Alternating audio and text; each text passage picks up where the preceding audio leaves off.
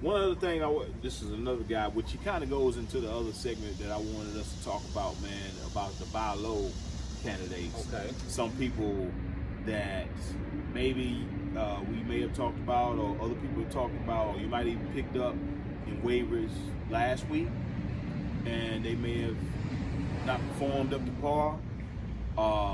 You got a buy low opportunity. One in particular is Nyheim Hines. It's a lot of leagues that I've seen, that I've been in personally, they dropped it. Mm-hmm. Now, don't get along. He had one target. But you got to understand something.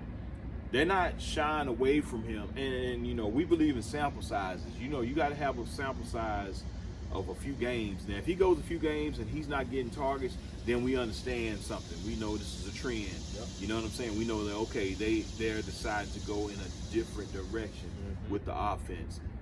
They knew Jonathan Taylor's a beast. We know that. Bell cow. He is a generational talent. He's on, when you speak of him, you speaking to guys like Saquon, Zeke. Jonathan Taylor is that.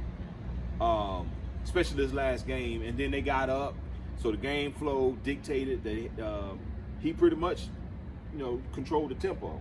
They didn't need Nyheim. The game one, they needed Nyheim.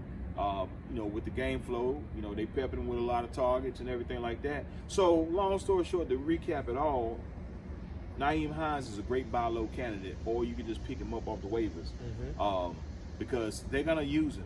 It's going to be opportunities. And Phil Rivers, throughout history, he's had that type of back where he uses them as a safety blanket. Anytime that it's going to be hard at times because his offensive line is so good. But if there is a situation where the line breaks down to a certain degree, and he gets in trouble, boom, he's throwing it out to Nyheim. You know what I'm saying?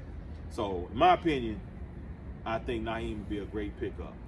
I'm not that big on Nyheim. I didn't play him this week. I had him on my bench, but I didn't play him, and that was a great decision.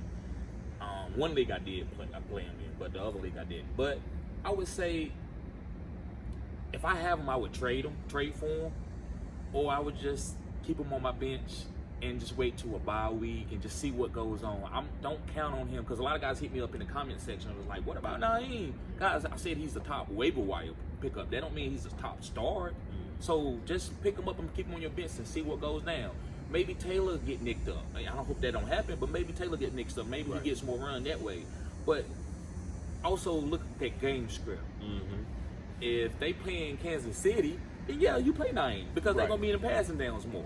Well, possibly, because it could be where they get running and Taylor get going and they don't need Nyheim. Exactly. But it's all about that. So what happened? They was down, so they needed Nyheim, and he was cashing in. Exactly. So it's all about game script. Just watch. If you think that they're going to be a high-scoring game, so follow Vegas. If you see 48 points, 52 points, play your pass-catching backs, because that's going to be a more opportunity, more third downs.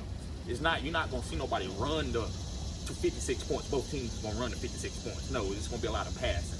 So I'm picking Nyheim for game script. If I know they got to keep up with a heavy offense-paced team, then I'm taking Nyheim. If not, I'm leaving him alone. Yeah, I agree.